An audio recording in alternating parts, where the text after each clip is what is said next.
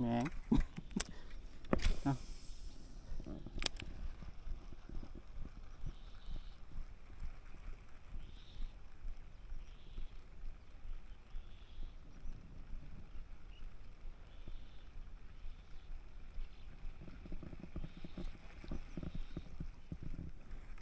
แหมง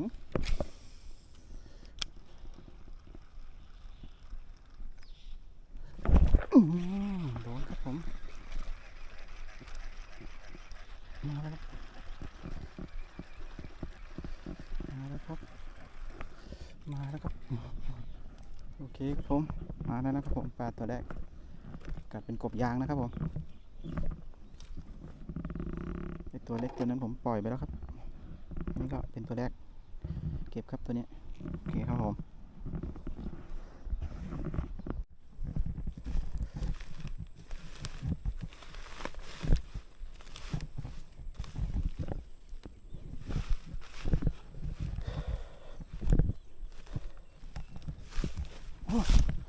นี่มาตีจากนี่ทางนู้นดีกว่า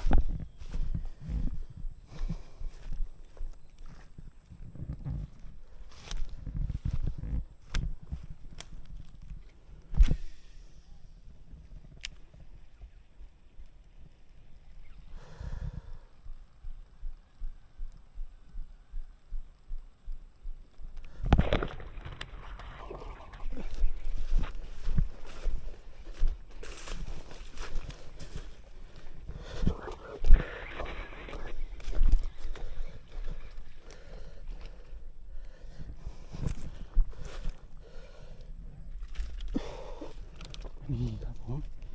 ได้ตัวแล้วครับสวยๆเลยไอ้ตัวนี้โอเคแม่นึกว่าจะหลุดมาครับผม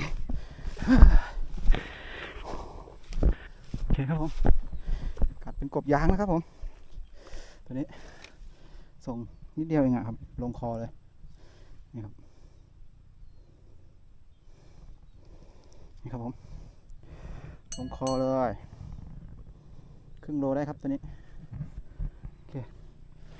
โอ้ยไปได้ปลาเย็นเหนื่อยเลยกัดผิดไป2-3 ที